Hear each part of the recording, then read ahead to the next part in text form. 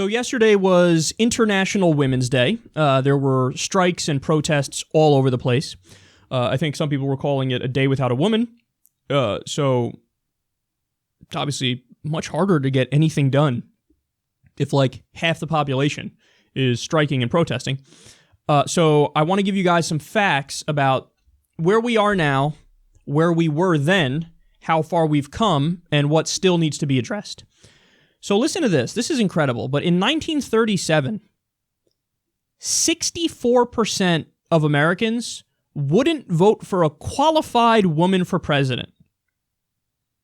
So in 1937, 64% of Americans were just like openly sexist. I don't care if it's the perfect candidate. I don't care. Totally qualified, totally intelligent, right on the policy issues, etc. Just because they're a woman, done. Gone, not interested, not going to think about it. 64% in 1937. So then we fast forward here to 1947. 41% of Americans disapprove of, quote, having more women serve as governors, senators, doctors, lawyers, and in other professions. 41% are basically saying, yeah, women should stay in the home. That's what should happen. They should stay in the home. 1947, pretty fucking gross. 1956 now, 38% of Americans object to women drinking in public places.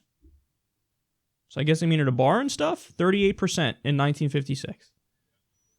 Now, so those numbers give you a little sense of what we were dealing with from about 1937 to 1956 and the attitude in the United States of America.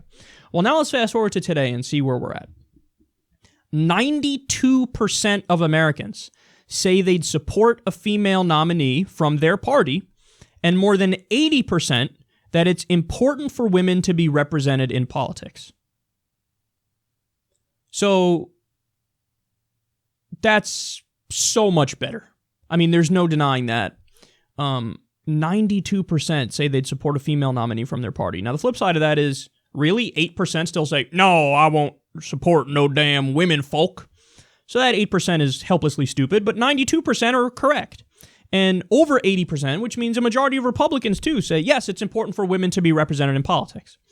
So now you could argue, and it's true, that, you know, there's a massive disproportionate setup we have right now, but at least the mindset is in the right place, and I think that's worth something.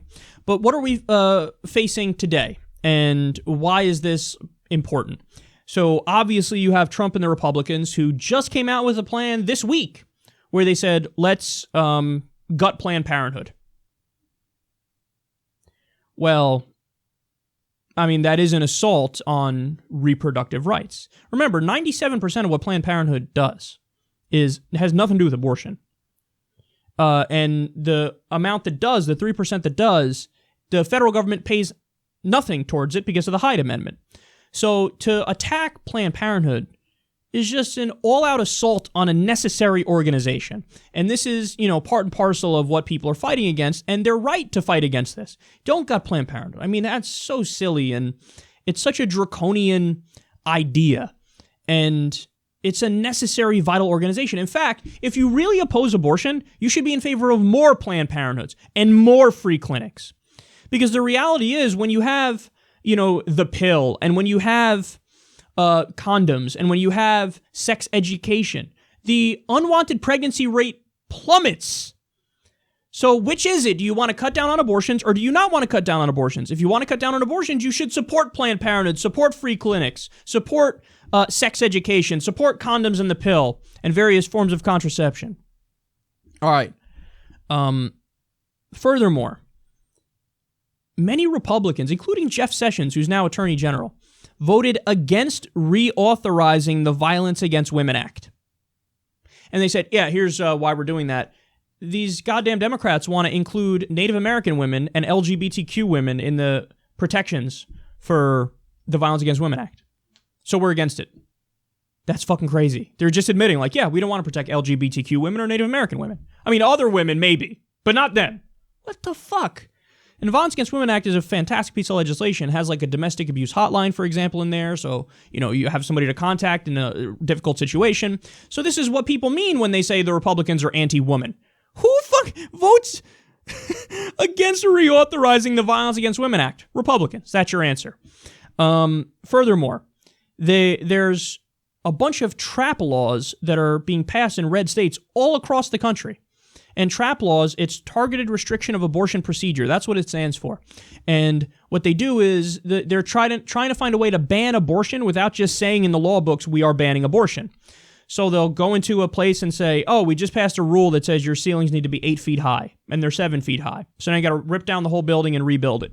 Well, we don't have the money to do it. Okay, I guess you're going to have to shut down. They mandate surgical rooms in all these different abortion places, and meanwhile, some of them only dispense a pill. They don't even do surgical abortions.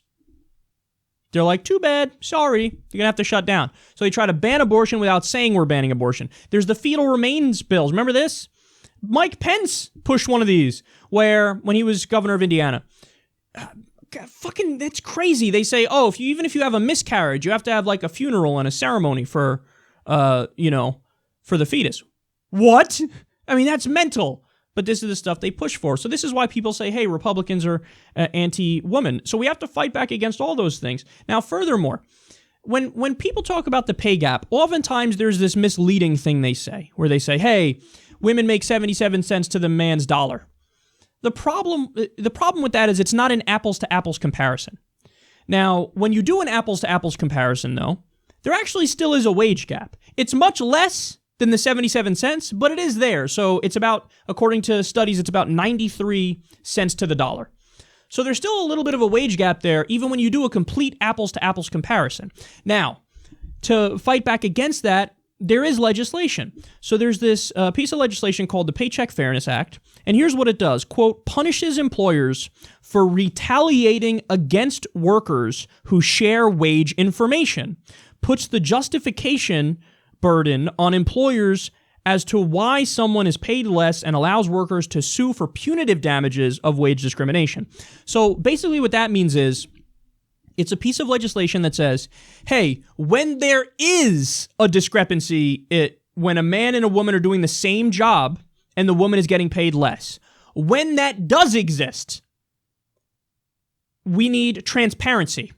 And you cannot punish the female worker for trying to get the information, hey, what's he getting paid and what am I getting paid? So it's basically a gender pay transparency law that allows the open flow of information so you know when there is a discrepancy. And if there is a discrepancy, the burden is on the business to say, hey, here's why that discrepancy exists. Now, if there's a rational reason for the discrepancy, okay, no problem. But if there's not a rational reason for it, well, then that needs to be ameliorated. So that's what the Paycheck Fairness Act does, and the Republicans oppose it.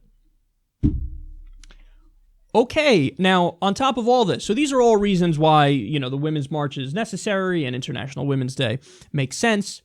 It's also, by the way, a thing that works. Like, there's other countries that did this, and they got the change they wanted like that, because the women actually didn't do anything, and the men were like, okay, what do you want? What do we need here? What kind of legislation? But here's some other facts. Guys, the situation for women all over the world is abysmal. I mean, keep it real. So there's many countries that still do female genital mutilation. There's places that still have child marriage. Talk about Saudi Arabia, for example. Women are second-class citizens. They're not allowed to drive. They have to cover up. They need the male guardianship. They're viewed as property. So to stand up and fight for women's rights, it means fighting for women's rights across the board. We're not just saying, hey, women should be treated equally within our borders, full stop. It's about the idea and how we're trying to pump these concepts and this philosophy around the world so that people go, oh yeah, that actually makes more sense, and let's fight for that. Now look, we're limited in what we can do to bring about that situation in other countries. So in other words, if our only recourse to try to stop the shitty situation for women in some country all the way across the world with a government we have no relations with is, hey, militarily, like, oh, let's fix the situation for women. Okay, invade and let's liberate them. Whoa, pump your brakes. That's the wrong answer. And oftentimes people use arguments like this as a shield and as a cover for militarism. I do not agree with that. And I don't think we should be trying to liberate people militaristically, because the reality is that's used as a shield and as a mask and as an excuse to exploit natural resources and help our corporations. And it's about U.S. imperialism and power and control. So I'm not in favor of that. What I am in favor of, though, is just being unequivocal and, being out in the open about the fact that women's rights are non-negotiable. Equality for women is non-negotiable. This is what we stand for. This is what we believe in. It's not just different. It's better to have a society where women are equal. Cultural relativism, moral relativism is not true. It's not right. It is preferable to have a situation where women are not disrespected and put down and slapped in the face and told, hey, these are your roles in society. This is what you're allowed to do. Get in the fucking kitchen, cook my dinner, suck my dick, and shut the fuck up. No. That's not okay. They should have equal rights across the board. That shouldn't be debatable. The same opportunities in the workplace as men they should have. They should have the right to drive. They should have the right to show their fucking face and their hair. And that's what it is. So International Women's Day, very important. And I hope that these ideas, take hold and people are willing to stand up and make the argument for them and fight back against the oppression within their own country. I know that's a difficult thing, but obviously the U.S. can't and shouldn't go around and just topple every government and say, oh, here, freedom, women's rights. Again, not in favor of that, but we need to push these concepts because these concepts are simply better.